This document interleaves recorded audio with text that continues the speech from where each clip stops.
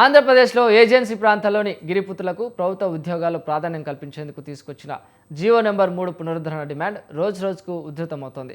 ఇంకోవైపు ఇప్పుడు రాజకీయ రచ్చకు కేంద్రంగాను మారింది.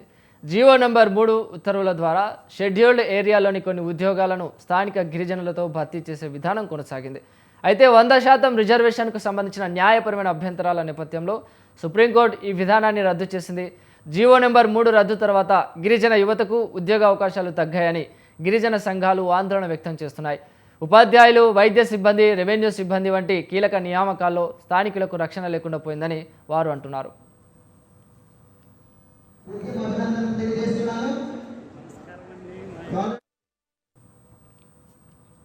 జీవో నెంబర్ 3 రద్దు తర్వాత అప్పటి వైసీపీ ప్రభుత్వం గిరిజనుల ప్రయోజనాలను కాపాడేందుకు తగిన చట్టపరమైన చర్యలు తీసుకోలేదన్న విమర్శలు ఉన్నాయి.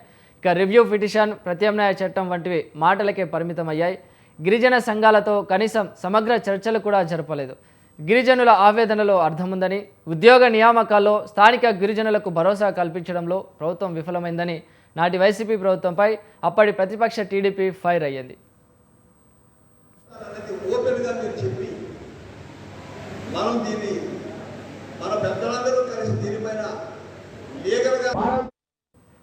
ప్రస్తుతం అధికారంలో ఉన్న కూటమి ప్రభుత్వం జీవో నెంబర్ 3 పునరుద్ధరణకు కట్టుబడి ఉన్నామని ప్రకటిస్తుంది. ప్రత్యామ్నాయ చట్టం లేదా ప్రత్యేక విధానం తీసుకొస్తామని ప్రభుత్వం చెబుతున్నప్పటికీ గిరిజన సంఘాలు మాత్రం కాల పరిమితితో కూడిన కార్యాచరణ ప్రణాళికను డిమాండ్ చేస్తున్నాయి.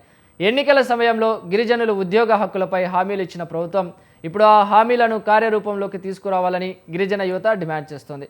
మాటలకే పరిమితం అవుతుందా లేక చట్టబద్ధమైన పరిష్కారం వస్తుందా అన్నదే ఇప్పుడు ప్రధాన ప్రశ్నగా మారింది. ఏజెన్సీ ప్రాంతాల్లో స్థానిక గిరిజనులే ప్రభుత్వ పాఠశాలలు, ఆసుపత్రులు, రెవెన్యూ కార్యాలయాల్లో పనిచేస్తే సేవలు మెరుగుపడతాయని స్థానికులు చెబుతున్నారు. ఇక బయటి ప్రాంతాల నుంచి సిబ్బంది రావడం, మారుమూల ప్రాంతాల్లో విధులు నిర్వర్తించకపోవడం వల్ల ప్రజలకు ఇబ్బందులు ఎదురవుతున్నాయని గిరిజనులు వాదిస్తున్నారు. ప్రధానంగా ఉద్యోగ నియామకాల్లో, ఉపాధ్యాయ నియామకాల్లో చూసుకున్నట్లయితే జీవో నెంబర్ 3 అనేది ఒక గుండెకాయ లాంటి జీవో.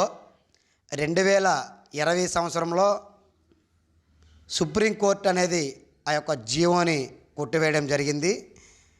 అప్పుడున్నటువంటి ప్రభుత్వాలు సరైనటువంటి అప్డేటు ప్రభుత్వ తరపు నుంచి తెలుగు రాష్ట్రాల్లో సరైనటువంటి వాదనలు వినిపించకపోవడం వలన మా యొక్క జీవోని సుప్రీంకోర్టు కొట్టివేయడం జరిగింది. ఈ యొక్క జీవో కొట్టివేయడం వల్ల ఆదివాసీ ప్రాంతంలో ఉన్నటువంటి ఉద్యోగాలు 100కు 100% మాకు రాకుండా పోయినటువంటి పరిస్థితి. ఈ కూటమి ప్రభుత్వం రాకముందు ప్రతిపక్షంలో ఉన్నటువంటి చంద్రబాబు నాయుడు గారు కూటమి ప్రభుత్వం వచ్చిన వెంటనే జీవో నెంబర్ 3కి ప్రత్యామ్నాయంగా ఒక జీవోని తీసుకొచ్చి మా ఉద్యోగాలన్నీ కూడా మాకే చెందేటటువంటి చేస్తానని చెప్పారు. కూటమి ప్రభుత్వం వచ్చి సుమారుగా 2.5 సంవత్సరాలు అవుతుంది.